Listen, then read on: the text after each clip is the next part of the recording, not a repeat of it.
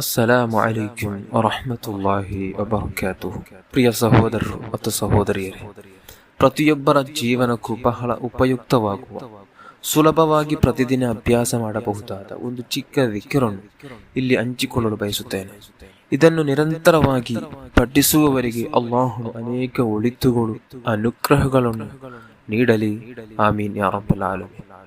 ನಾವೆಲ್ಲರೂ ಜೀವನದಲ್ಲಿ ಸಂತೋಷ, ನೆಮ್ಮದಿ, ಯಶಸ್ಸು ಮತ್ತು ಸಮೃದ್ಧಿಯನ್ನು ಬಯಸುತ್ತೇವೆ. ಅಂತಹ ಒಳ್ಳೆಯ ಉದ್ದೇಶಗಳೊಂದಿಗೆ ಈ ದಿಕ್ರನ್ನು ದಿನನಿತ್ಯ ಅಭ್ಯಾಸ ಮಾಡಿಕೊಳ್ಳಿ. ದೊಡ್ಡ ಯಶಸ್ಸು, ಸಂತೋಷ ಬಂದೇ ಬರುತ್ತೆ ಖಂಡಿತವಾಗಿ.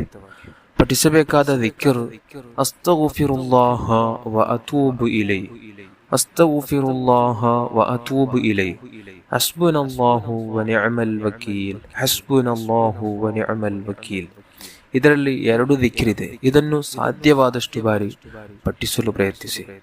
ಅಸ್ತಗ್ಫಿರುಲ್ಲಾಹ ವ ಅತೂಬು ಇಲೈ, ನಾನು ಅಲ್ಲಾಹನಿಂದ ಕ್ಷಮೆಯನ್ನು ಬೇಡುತ್ತೇನೆ ಮತ್ತು ಅವನ ಕಡೆಗೆ ಪಶ್ಚಾತ್ತಾಪಪಟ್ಟು ಮರಳುತ್ತೇನೆ ಎಂಬ ಅರ್ಥವನ್ನು ಹೊಂದಿರುವ ಇಸ್ತಿಗ್ಫಾರ್ ಆಗಿದೆ ಇದು.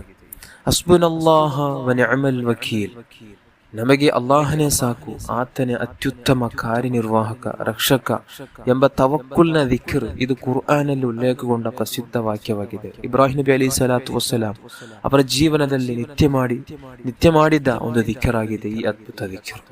ಈ 2 ದಿಕ್ರ್ಗಳನ್ನು ದಿನನಿತ್ಯದ ಅಭ್ಯಾಸದ ಭಾಗವಾಗಿಸಿಕೊಳ್ಳಬಹುದು. ಮಹಿಳೆಯರು ಋತುಸ್ರಾವದ ಅವಧಿಯಲ್ಲಿಯೂ ಇಂತಹ ಸಾಮಾನ್ಯ ದಿಕ್ರನ್ನು ಪಠಿಸಬಹುದು ಎಂದು ಇಸ್ಲಾಮಿಕ್ ಪಂಡಿತರು ನಮಗೆ ಕಲಿಸಿಕೊಟ್ಟಿದ್ದಾರೆ. ಅಲ್ಲಾಹ್ ನಮಗೆಲ್ಲರಿಗೂ ತನ್ನ ಸ್ಮರಣೆಯಲ್ಲಿ ನಿರಂತರವಾಗಿರಲು ತೌಫೀಕ್ ನೀಡಲಿ. ನಮ್ಮ ಜೀವನದಲ್ಲಿ ಒಳಿತು, ನೆಮ್ಮದಿ ಮತ್ತು ಬರಕತ್ತು ಕರುಣಿಸಲಿ. ಆಮೀನ್. ಅಸ್ಸಲಾಮು ಅಲೈಕುಂ ವರಹ್ಮತುಲ್ಲಾಹಿ ವಬರಕಾತುಹು.